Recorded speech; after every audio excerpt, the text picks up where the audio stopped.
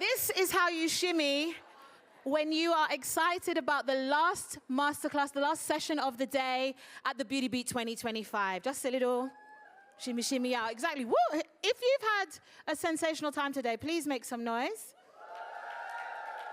That's exactly what we love to hear. You are in for a real treat next because we have the business of beauty or the beauty of business session to close out the day. We're finishing strong with a bunch of powerhouses who's going to give you so much info, insight, and intel about the ins and outs of starting a business, entrepreneurship, you know, because being beautiful costs money, honey.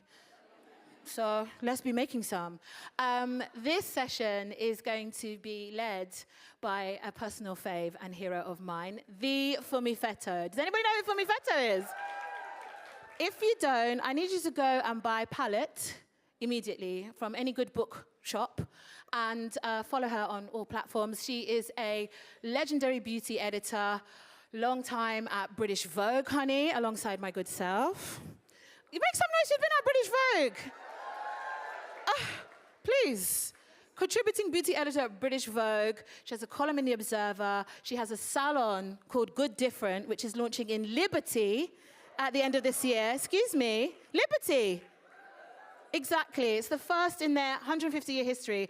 Suffice to say, she's an icon and my chic fave. I love her so much. So please give Funmi Fetto a very warm welcome as she comes on to introduce the panel.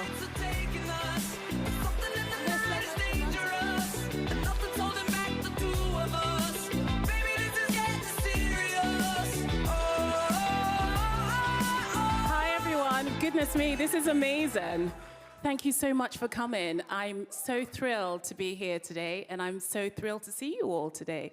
I'm very, very excited about this particular panel. It's one that's very close to my heart. As Zazie mentioned, we are going to be talking about the business of beauty because, as she said, it does cost money, and it makes a lot of money. So without further ado, I will introduce the rest of the panel. So Sabrina, Dhowre, Elba.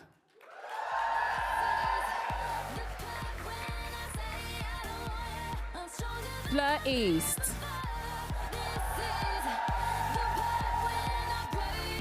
Keshia East.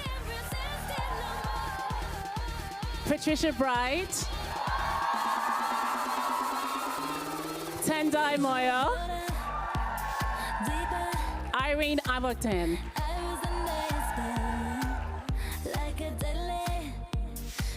Welcome, everyone. Let's take our seats.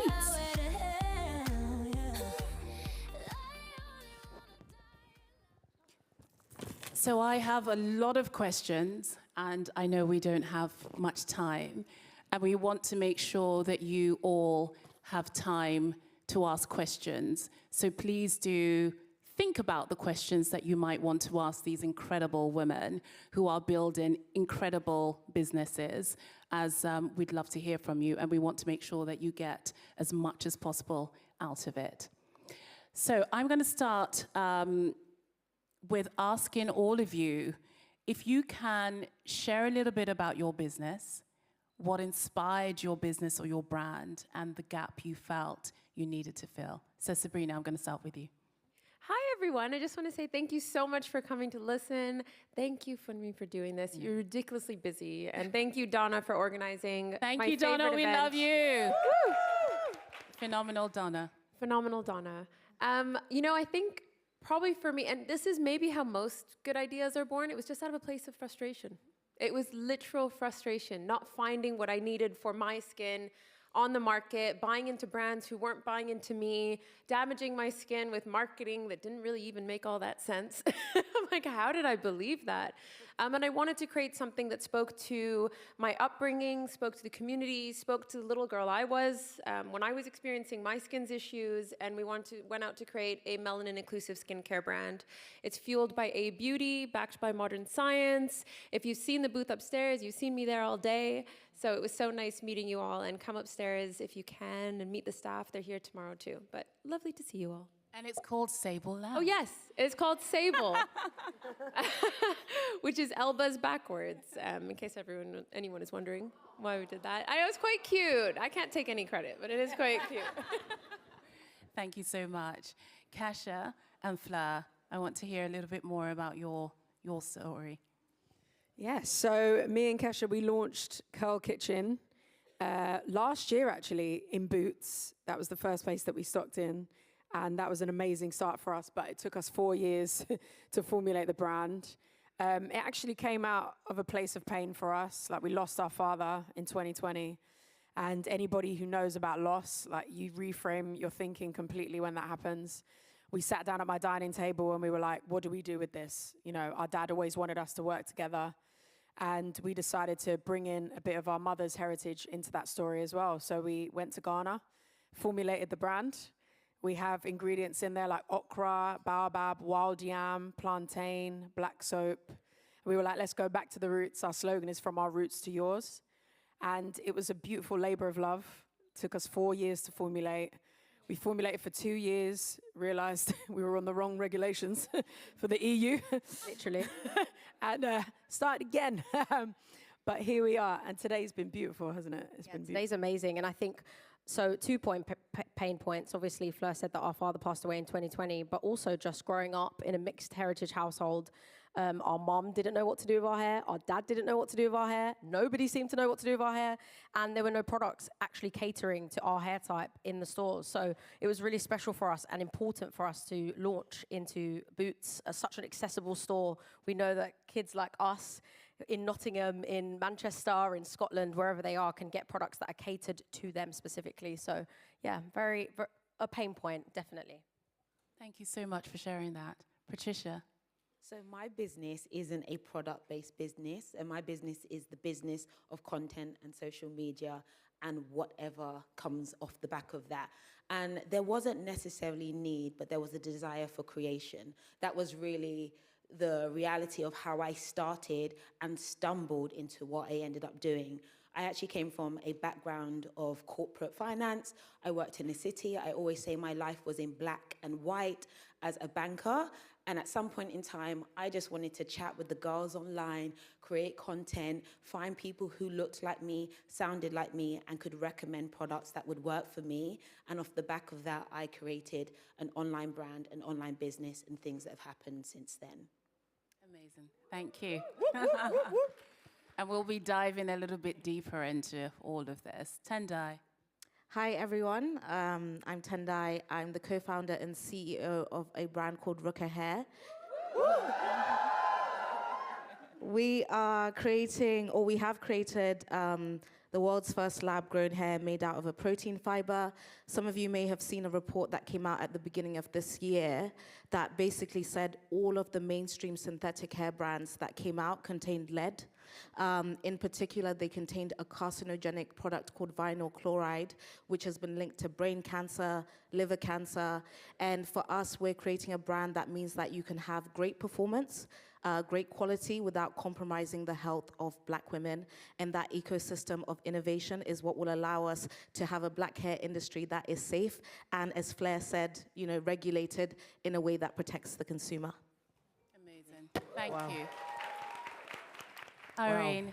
I'm on the stage with the big dogs. Sabrina, love on, is sweet, come man. on, Love is so Irene. sweet. Hi, everyone. I'm Irene. I am the founder of TTYA London. I guess my business is split into twofold. Similar to what Sabrina said, I started the brand out of frustration. I'm 5'11", couldn't find no jeans that fit, couldn't find no tops that fit, couldn't find nice skirts that fit. Like, everything was swinging at the ankles, swinging at the wrists. And I just created a staple wardrobe for tall girls. I was the first tall-specific brand to be stocked in Selfridges. I've had... toot, toot, beep, beep. I've had a long-standing 12-year relationship with ASOS. First launched the first tall division on ASOS 12 years ago, so a long, long time ago. And then I guess the second half of me that everybody properly knows me for is the back-end business of working with talent. And I'm really excited out of the frustration, again, of like not knowing like how much we should be paid to do deals and collaborations. I started working with talent to make sure, and predominantly talent of colour, to make sure that on the back end, talent were getting the same fees, getting the same equity, getting the same royalty splits as some of our counterparts, and that's kind of what's kind of taken over my life a little bit. But I guess it's peaks and valleys, right? So for me, it was just like, you know, having something that was forward-facing, that was the driver, and allowed me to, you know, bring the community and women together, and particularly black women together, but also using everything that I learned via TTYA now to support the next generation of talent coming up. Thank you. So we are on this panel I am on this panel with some extraordinary women. So I'm going to delve right in. Aside from you, Patricia, everyone else came from different sort of backgrounds. Your background was in finance. Talk to me about how that helped or maybe hindered what you went on to do. Because I really want to get down into more details about the start of all of your businesses based on what you knew and what you didn't know and so on, and the challenges and the ups and downs of all of that. I mean, what did the finance industry do to help me? I'm going to be so honest. I'm going to say not very much.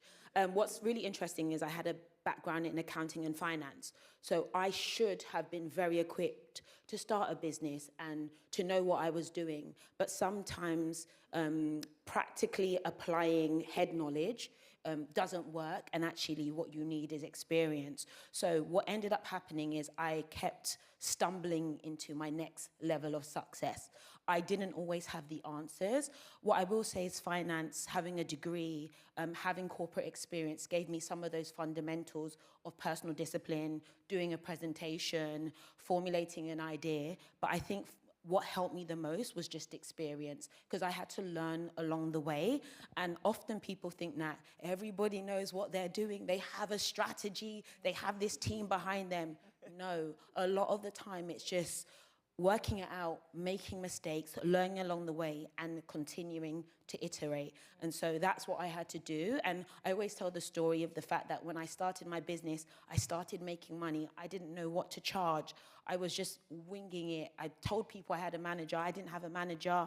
I would send people quotes, and I say this, you know, I didn't know what to charge for a deal. And I remember telling someone, oh, I will do this deal for 2. And this was me trying to be a really cool negotiator. And then she said, well, we only have 1. And I was like, okay, let's meet in the middle, 1.5. So I thought she meant like 150 or something like that. And it was actually 1,200. So I never had a perspective of what was possible for me because there wasn't that transparency. So I had to learn along the way. And I'll tell you more about like the tax side of things and, you know, HMRC coming to give me a fine because I didn't know how to do my accounts. But again, my career didn't necessarily prepare me, but experience and network helped me along the way. Irene, I want to ask, because you started your business quite some time ago, I would say slightly, longer than everyone else on the panel.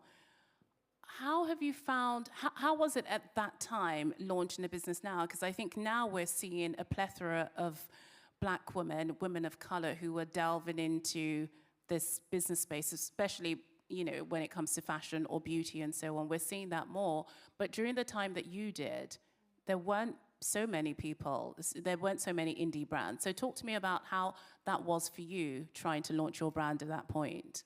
I think when I first launched TTYA, I think it was really difficult, to be honest. I didn't really feel like I had the support system or people that I could really go and ask the real questions, like, am I doing this right? How much should I be invoicing? Like, I always tell this story, is like when I first started at TTYA, I didn't understand what FOB was and landed. They're like 2 different prices. So when you're dealing with a manufacturer, they can give you a price of shipping the goods, and that includes the insurance of getting it from A to B, or they can give you a landed price, which means just getting it to the ground in the country, and then you deal with all the logistics when it gets there.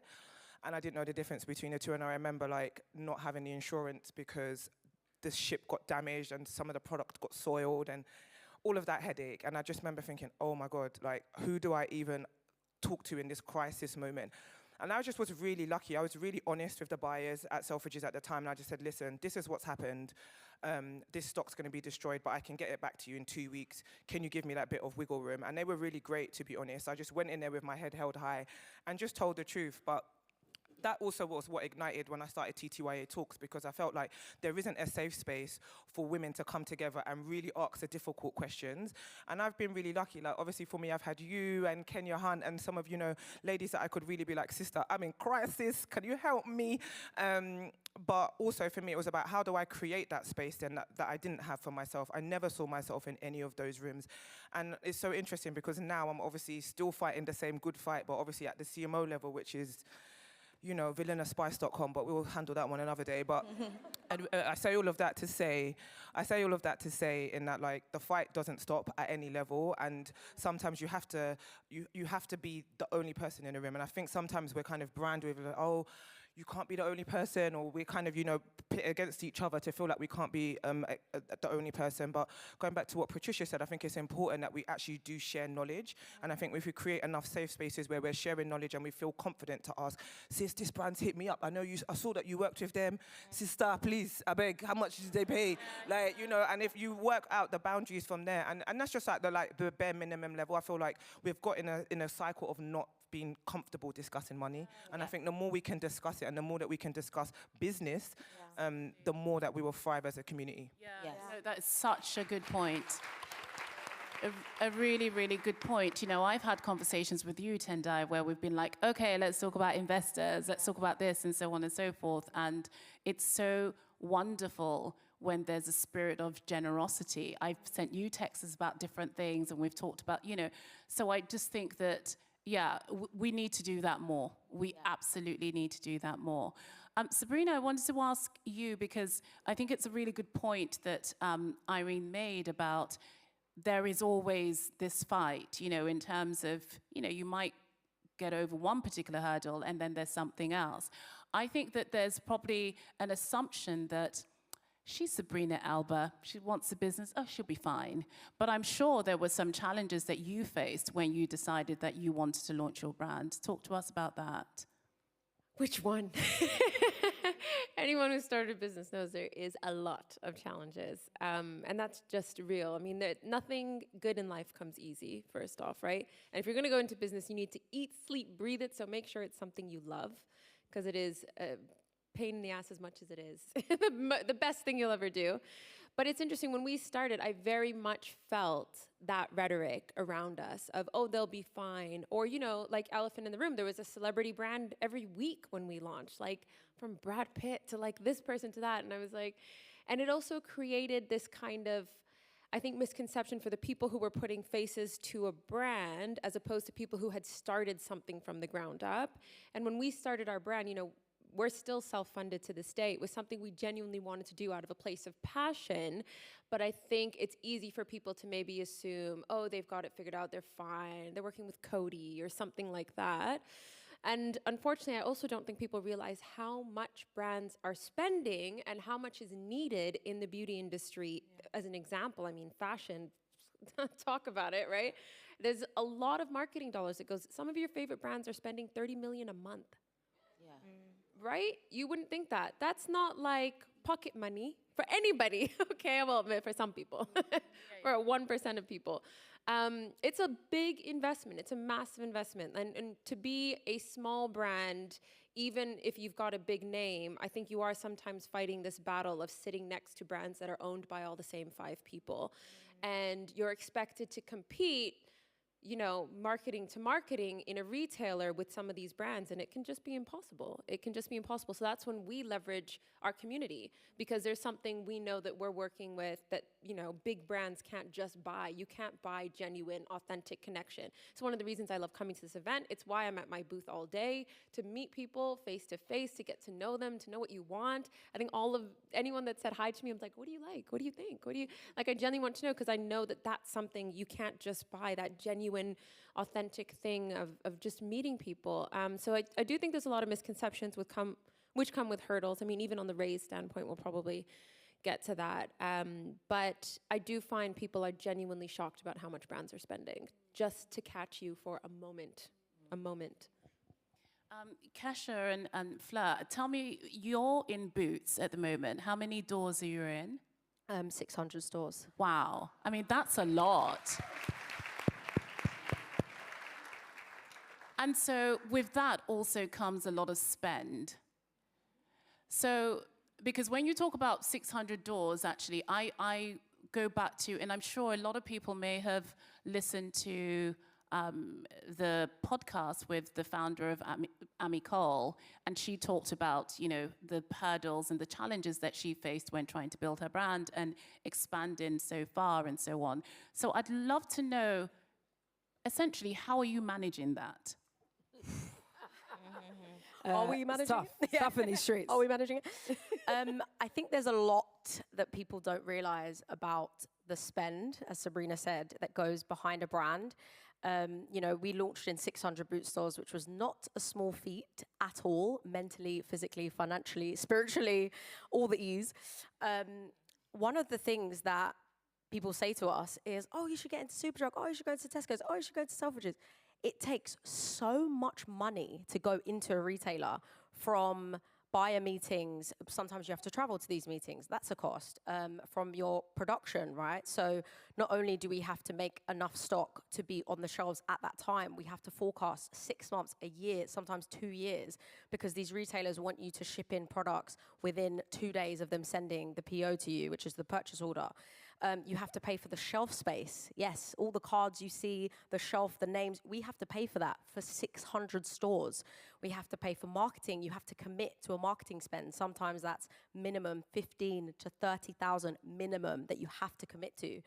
So it's a big expense, and it's one of the reasons I think why we haven't launched into more retailers so fast, because it takes a lot out of the brand. So how we're managing, I mean, how are we managing?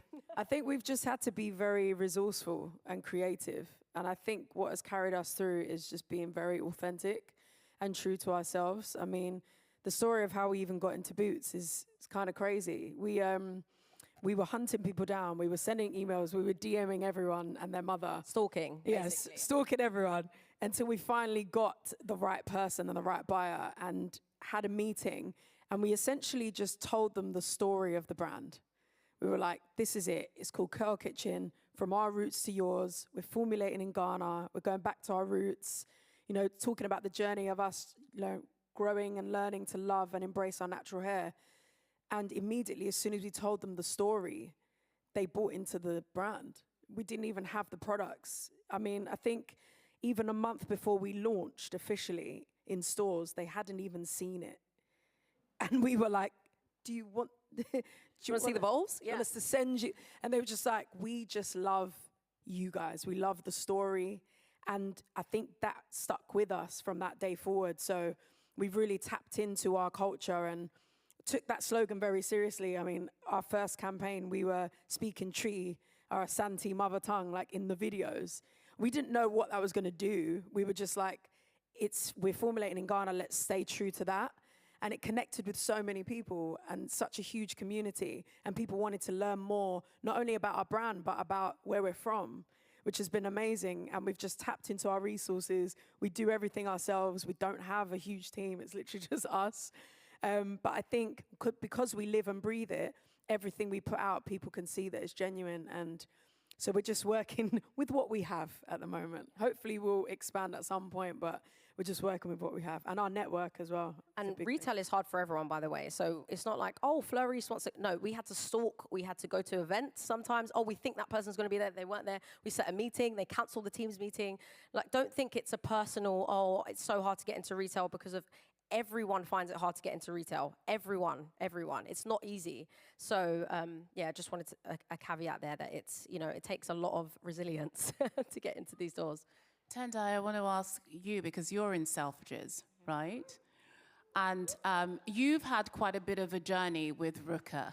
I mean, there's been lots of ups and downs and sideways and all the rest of it. I think for those who don't really know what that journey has been, I'd love you to share that. Even what we were just talking about before we came in here, you know, the last sort of drama that you've had to deal with. But I'd love you to share that a little bit with the audience. Yeah, absolutely. So backdrop with Rooker Hair. So when I first started, it was the middle of the pandemic, and I also came from the background of finance and strategy, but like a lot of people in the room, I'd had some terrible experiences buying hair extensions, wigs that never arrived, everything from that to also having like scalp reactions when I wore braiding hair. And when I told my parents I was going to quit my job to start selling hair extensions, my mom is a nurse, my dad is a pharmacist, and they were like, "You're really bad at hair." Which is true.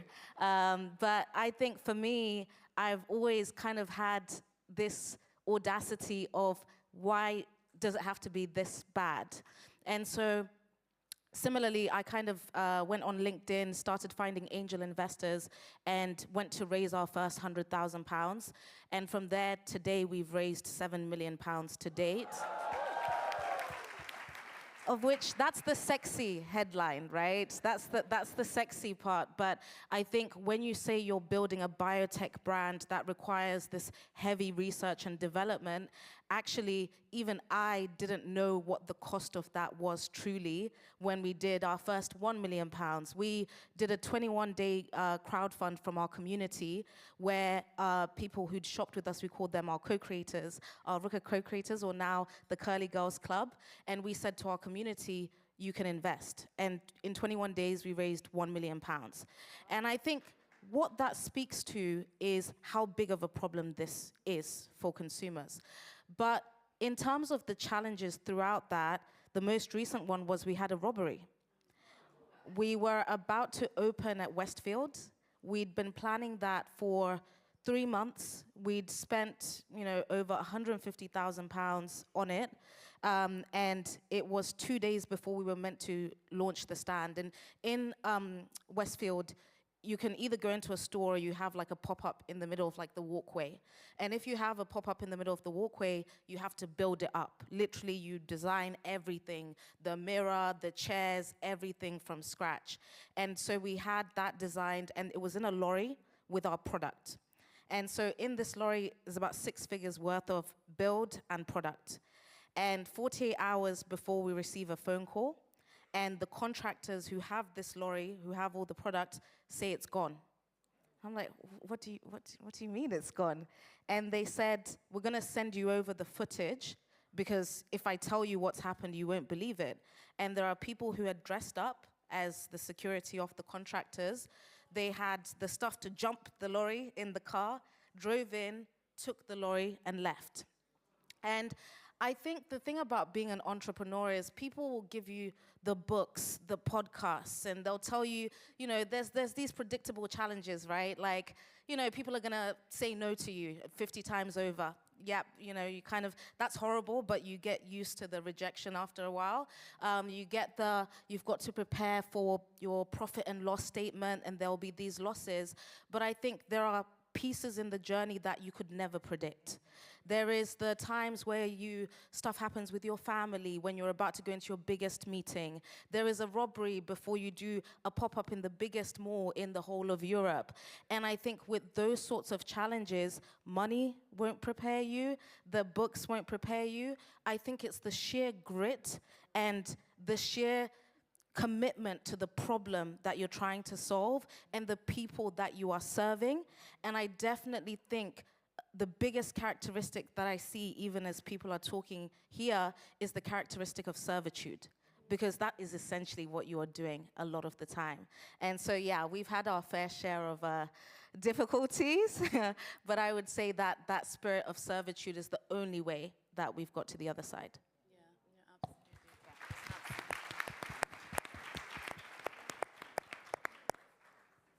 One of the words that has come up quite a lot is this word community.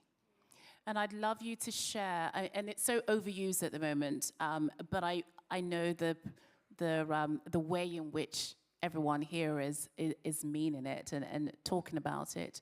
I'd love you all to kind of share what that looks like for you and how you actually build that, because you have all talked about community as being quite key and quite core to the success and the growth of your brand. So let me start with you, Sabrina. I mean, I think a couple ways. I think it involves a commitment of engagement, you know, a dedicated member on the team, if you can, who is constantly thinking about community and how we can serve the community. I think that's such a good way to put it, because it really is servitude. But also, you know, in the world of brand servicing influencers, which of course are amazing, we all have content creators we love and follow. I think it's a time of serving community in that same way. You know, we recently had an event for community members to come and attend a masterclass and do a photo shoot and get product and be treated kind of like influencers. That feels kind of strange to say. And it was amazing. And I think the times are changing where brands are looking at community in a different way, because they're realizing that people don't necessarily buy into just that brand and marketing anymore. They buy into people. So when people meet people and make those connections, that seems to be what's working best. And, you know, as a testament to us, it is. But we almost did it out of a place of necessity, because we, as a small brand, couldn't really afford to do the paid marketing spend that we needed to do. So we found organic growth was really the only way to build the business. Meeting people where they are, panels like this one, community events where you get to speak to people one-on-one, meet people. I mean, that literally became the backbone of our business. And it's all the way through to how we formulate our MPD, how we write messaging on the bottles. I mean, it's the reigning thought process on every step of the business. What will the community think? How are we serving them? You know, and how do we gain their feedback and input? And I'm like the worst content creator person. Like, I wish I was good at TikTok and all these things. God, don't look at it right now, especially. I'm so bad at it.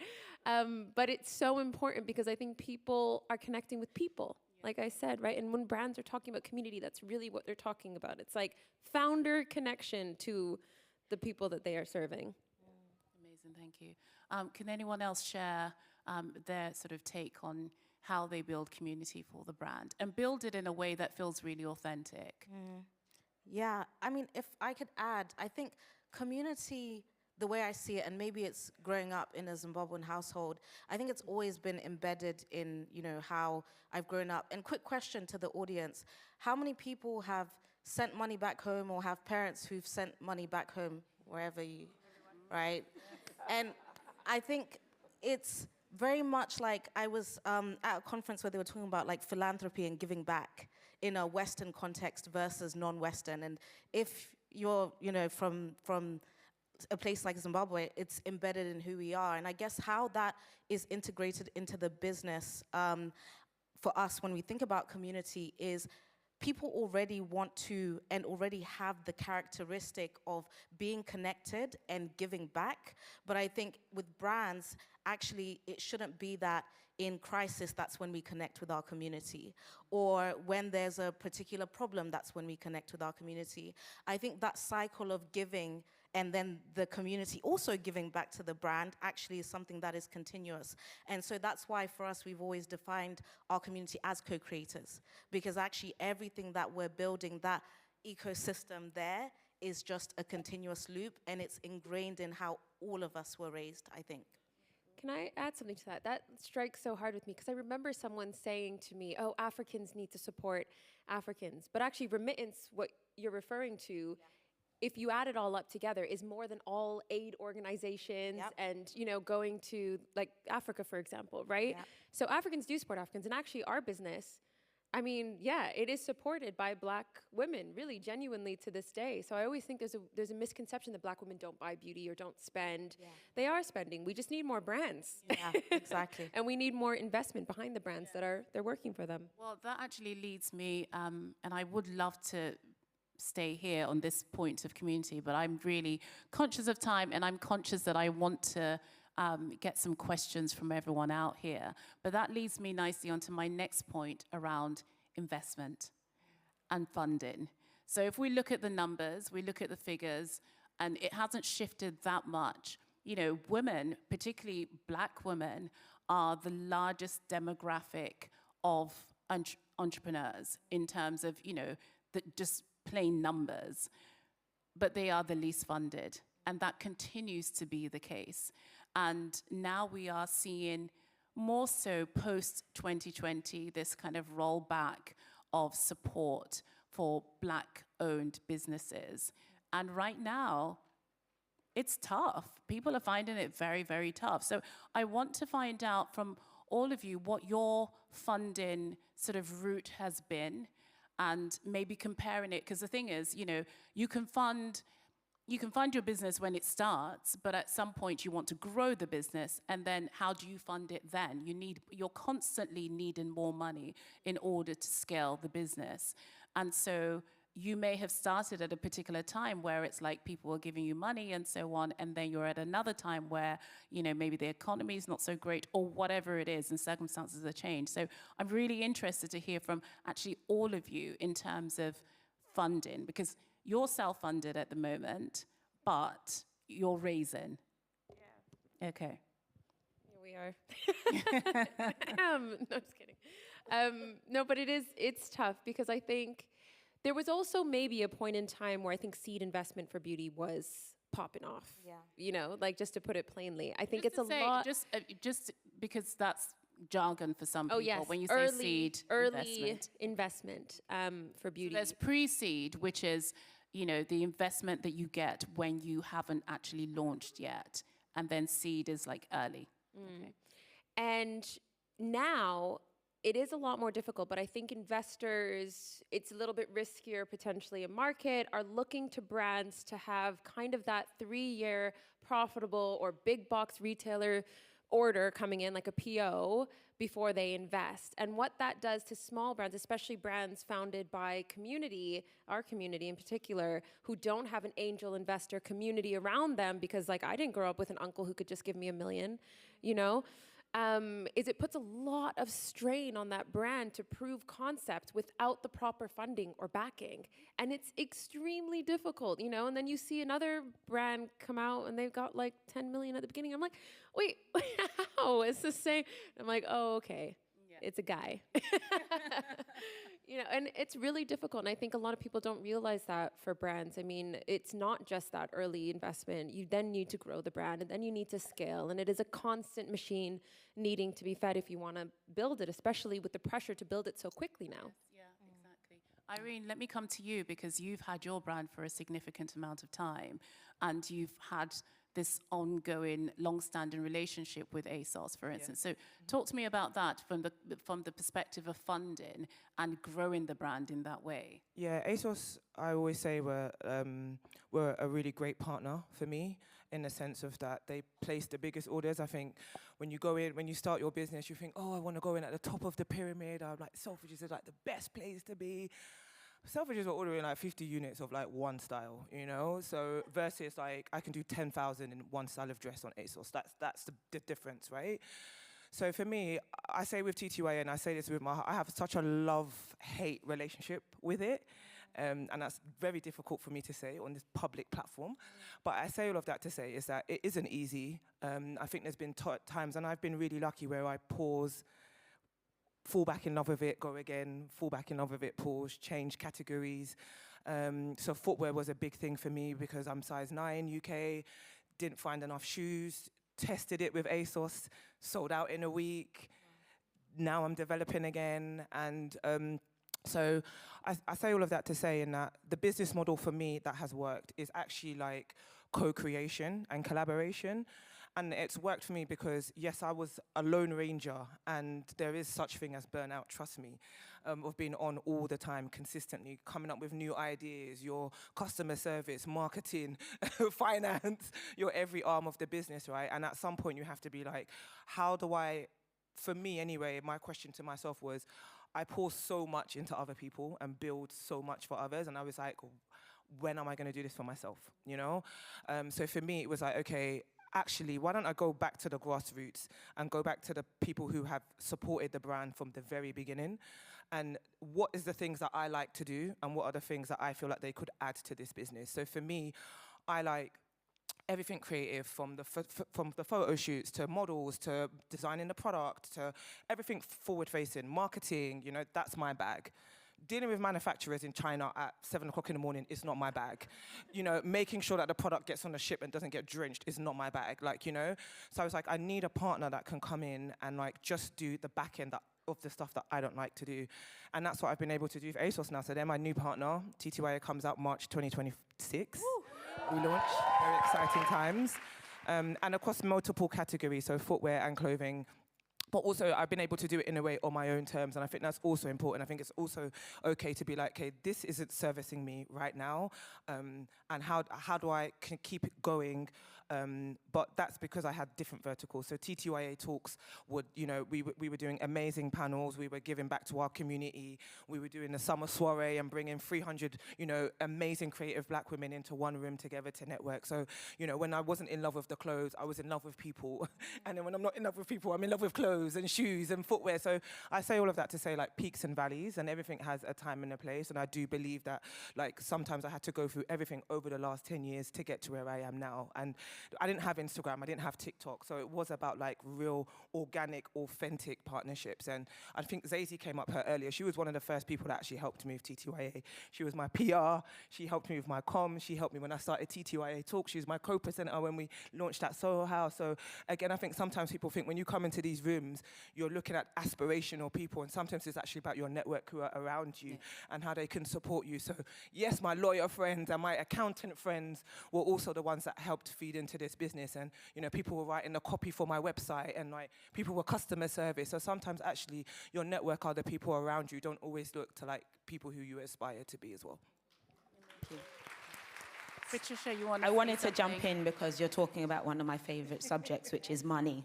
It's money, it's funding, it's business, and I'm one of the women in this world who's not afraid to have this discussion.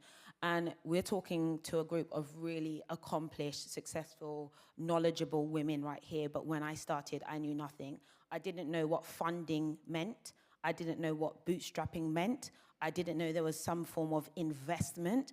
I grew up in a household where whatever you make your money from, that's what you invest, and then you eat what you create. So throughout my career, I've always had to use my own money for everything. And it's only now, 10 years later, that people were like, you used your own money? So yes, I'm a content creator, but I've had multiple businesses that have turned over millions of pounds, but money that I've had to put in myself every single time.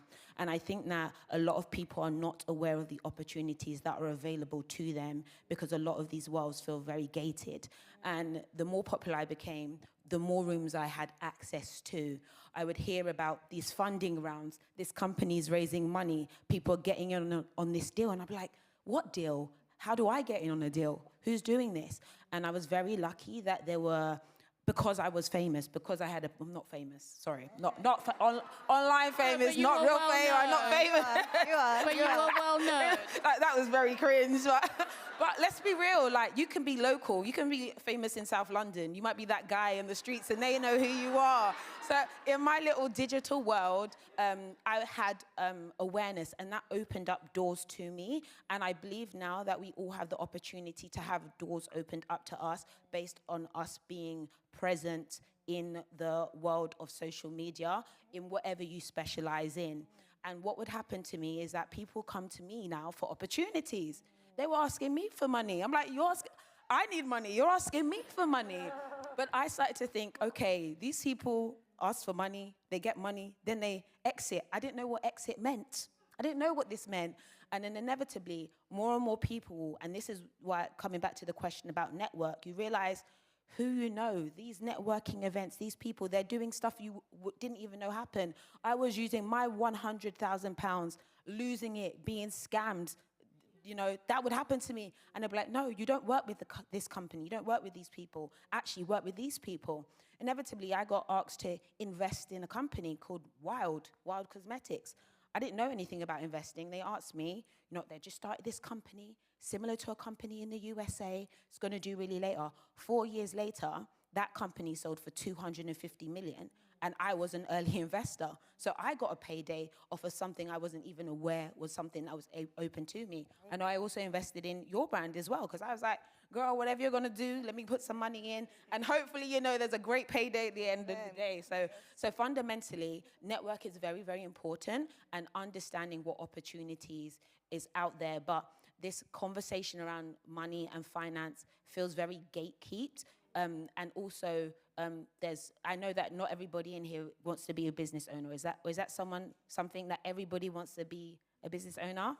Everyone wants to make money. Everybody wants to make more money. Cash dollars. That is it, right? That is actually, fundamentally, you learn that it's about identifying the need. So I've also learned that not everybody's meant to be a business owner, but everybody should have the opportunity to have access to resources. Yeah. So how do you do that? How do you surround yourself with people who can support you, provide you with the knowledge, provide you with the insight, and support you on a journey of greater wealth? And as Black women and beyond, we need that community, and we need to work together to share that info. Hear, hear. Yeah, I think that's one of the biggest things that's coming out of here, is that we need to share more. We need to share more knowledge. We just need to share more. And, you know, there's a lot of, need out there in terms of, you know, people wanting more information and more details. And I think we have to have this spirit of generosity and not feel like if that person has this extra bit of information, then it sort of, you know, short circuits my success and so on. I think we just have to get a different way of thinking. I think that that's necessary. We have about 14 minutes.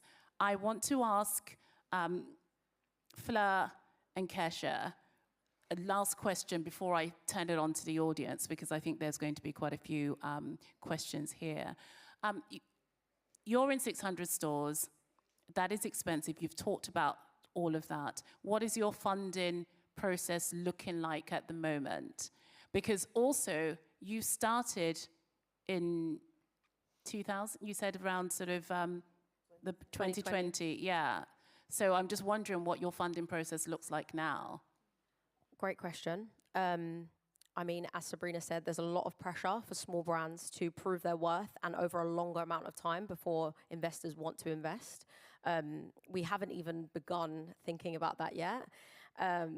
We started in 2020. We lost our father. We started quite small.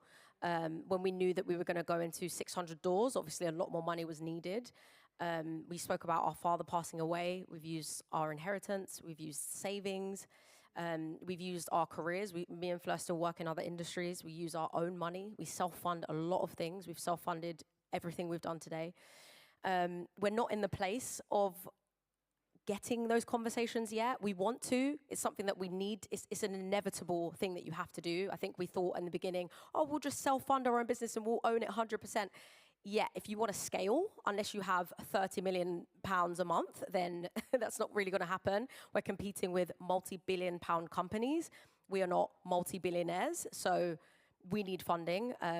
Everyone does at some level to scale. And I think for us, it's just about finding the right person. I think for so long, we've had other people serve our community and write the stories for us. And I think that we feel a great responsibility being business owners and serving this community. The word servitude has come up so much. We want to make sure that when we bring in investors on board, that they're actually as passionate as we are and that they care about the vision, because when they don't care about the vision, we've all seen, you know, companies have been sold to people that don't care about the vision. The formulas change, things change. So yeah, it's a great responsibility and we're not taking it lightly, the next stages. Not all money is good money. Right. Yeah, absolutely. Yeah, that's true. Well, thank you so much, ladies. I'm going to throw out the mic, not literally, to our wonderful audience here. I'd love to hear from you. I'd love some questions. Oh, it's so nice to hear. Yes. Okay, there's a lady. Oh. Yes, please. Okay, That's fine. hi. Good evening, can everyone. I just say something? So I've specifically asked for questions, not commentary. So I say that with all love and respect for everyone.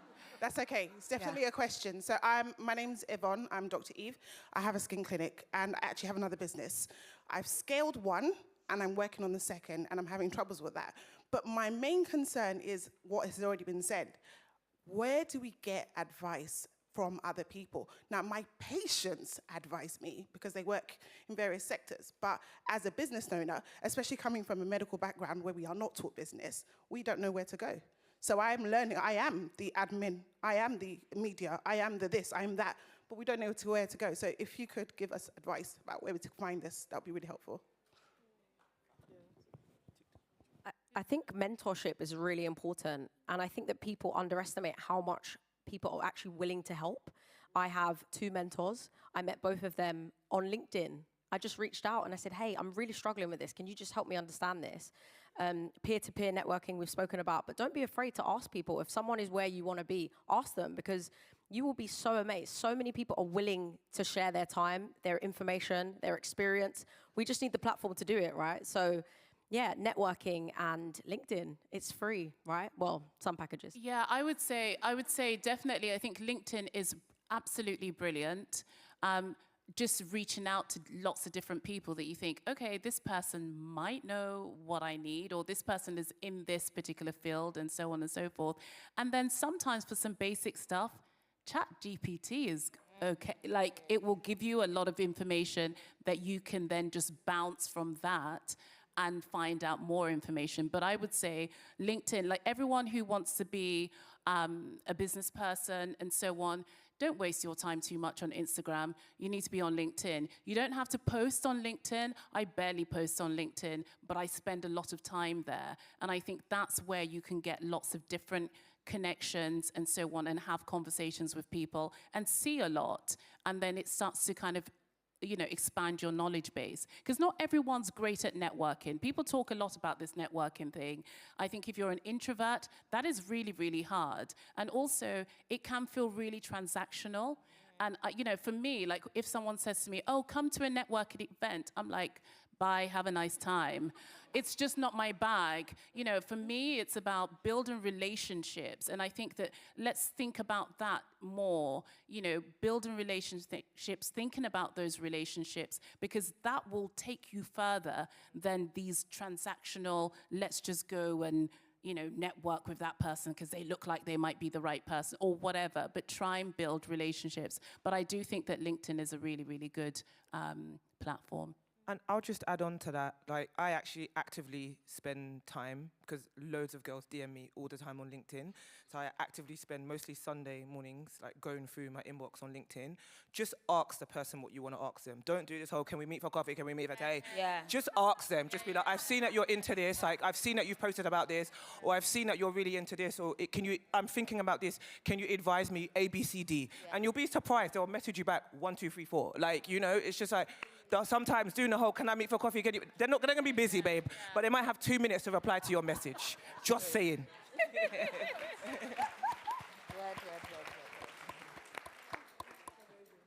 That's a very, very good point. There's only so many coffees you can do. There's a lady here. Oh, who are you with? Are you with someone now? Yeah. Okay. So hi, my name is Ya Adele, and I am building a skincare and wellness brand, African heritage brand, because of an experience I had a few years ago where I was covered literally from head to toe with eczema. I lost my hair, I lost a lot of things in the process. But I wanted to know from all of you who are founder-led brands, what are the things that you would not cut out, like from the experiences you've had running your businesses as a founder-led brand? What do you say is the most important thing as a founder-led brand, and what are the difficulties that you've had and been able to overcome? Oh gosh, I'll go first. I would say actually, like, all the downside of things, of like thinking about what happens next or thinking about finance.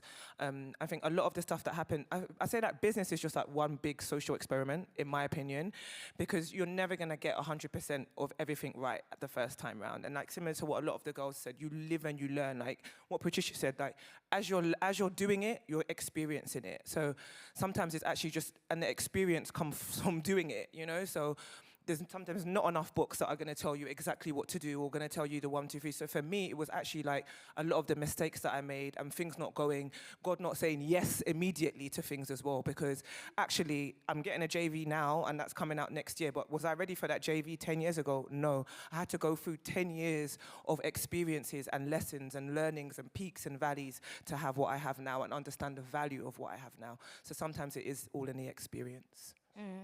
I would just touch on the point about founder-led brands specifically, actually. And I would say, like, ask yourself whether you want it to be a founder-led brand. I think we're in an era where being founder-led is, like, very sexy, and I completely get why. I mean, I am front-facing for my brand a lot, and it builds that connection with the community. But that is actually a role within itself. And I think people underestimate how taxing that is.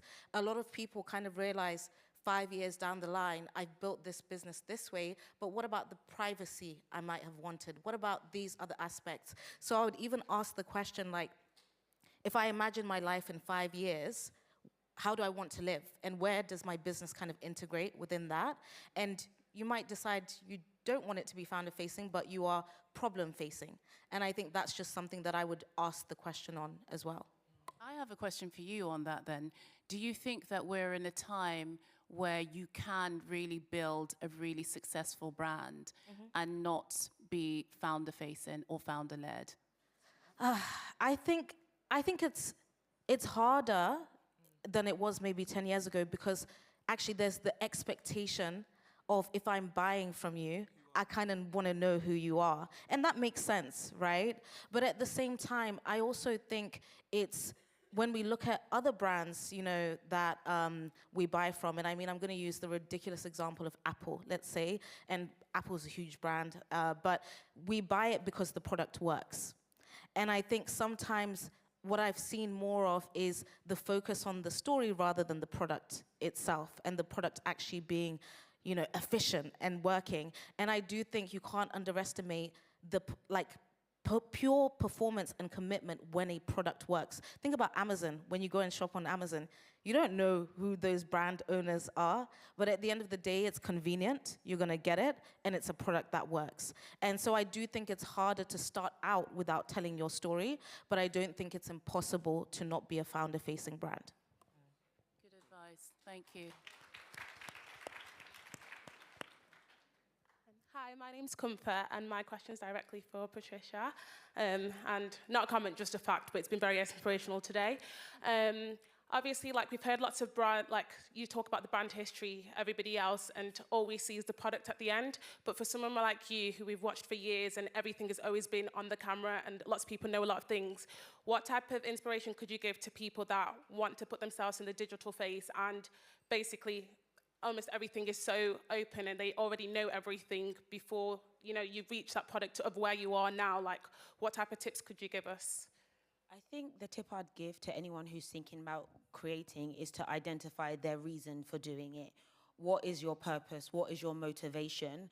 And then fundamentally, the word keeps coming up, it's a service. Like, if I was creating videos just for myself, I would have stopped 12 years ago, because I've been doing this for 13 years. Fundamentally now I realize that I create because there's people who have an expectation of me. I now do this in service of the community. They want some answers, they want some entertainment, they want some information, and I now see it as a duty to provide for them.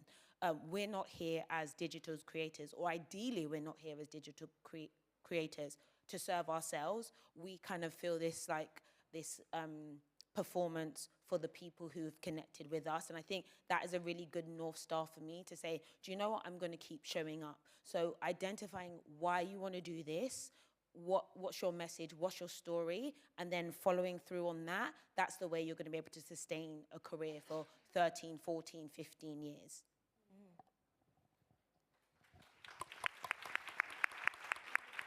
We need someone on this side.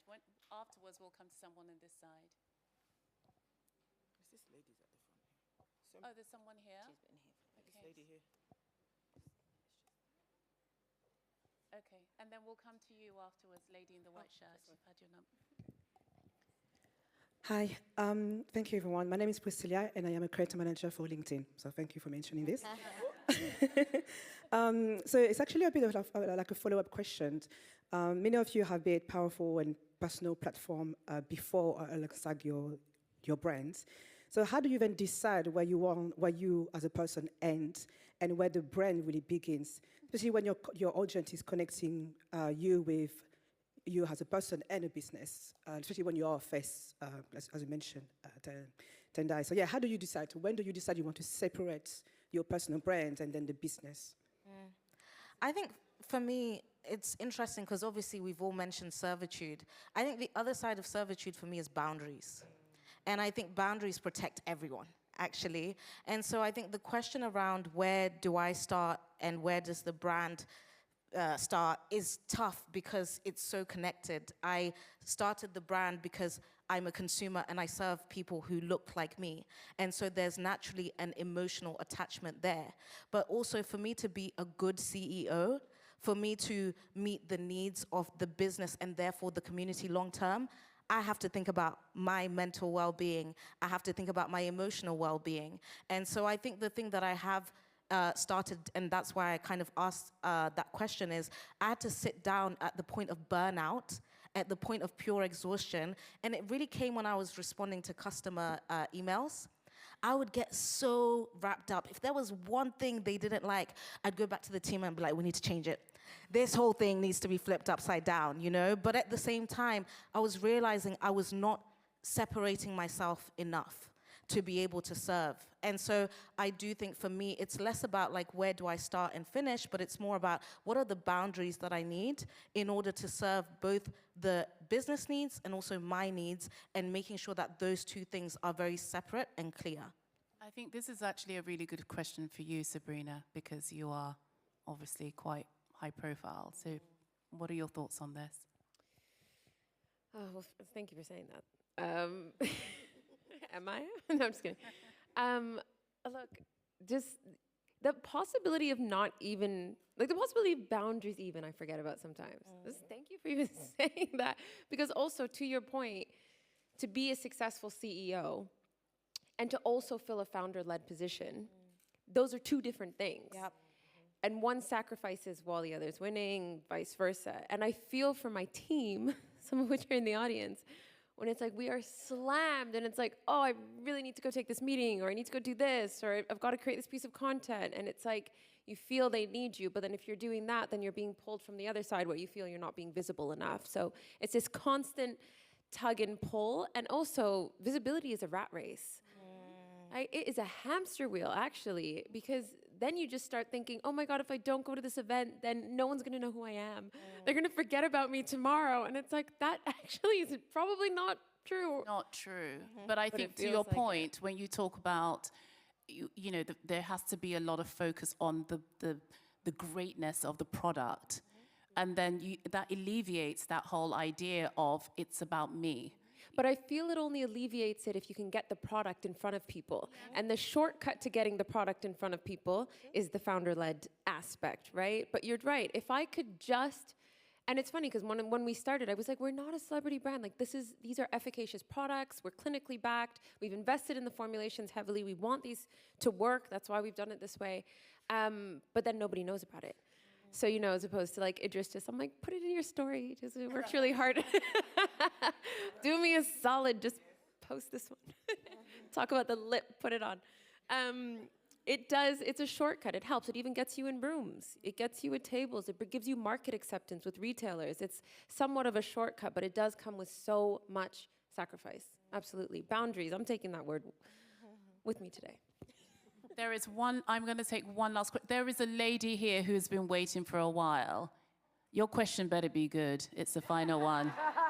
No pressure. I'm scared. Okay. My name is Patricia. I'm a content creator and a model. And I wanted to ask you guys, as you guys are founders and owners, and you mentioned about promoting your business online and using creators to promote your product. I wanted to ask, when you're looking for creators, does niche really matters? I know everyone's talking about business and stuff, but I just wanted to, does niche really matter when you're looking for creators? I think it helps. By niche, do you mean differentiator? Yeah, like, fashion, fashion, beauty, lifestyle, because I know someone who is a creator.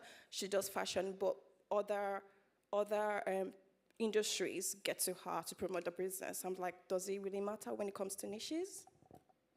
I mean, I'll say, I hope I'm answering your question the right way, but I will say for us personally, we are always looking to expand outside of, just a beauty conversation into other worlds. Can we work with this chef? Can we work with this, I don't know, electrician, this florist, this, so I do think be your authentic self, because that's going to bring you the most engagement and build you an audience that genuinely cares about what you're doing. And there's always a brand for someone. I genuinely feel that, but it has to be a real connection. I think more and more brands are a little bit scared to invest in an influencer strategy heavily, because you can't track that coming back to the business. You can't go, oh, great, this influencer made this much for me. So it's risky, especially for young brands. But I think, look, brands are always looking at engagement, authenticity in a world of a conveyor belt of products and PR packages being sent all the time. We're starting to lose trust with certain influencers and creators, let's be honest, right? So I think it's just a reminder to anyone to just stay authentic, give honest reviews. If you don't like something, I don't want you to say you like it, because I think people can see right through that. Actually, I think criticism can sometimes be better for a brand, because it allows them to give a story of repair and service. So just be honest, really. We are out of time. I am so sorry, but we are out of time. Thank you. Thank you. Can we just give a huge round of applause to this incredible panel, because the nuggets and the wisdom have been amazing. So thank you, ladies. Thank you so much.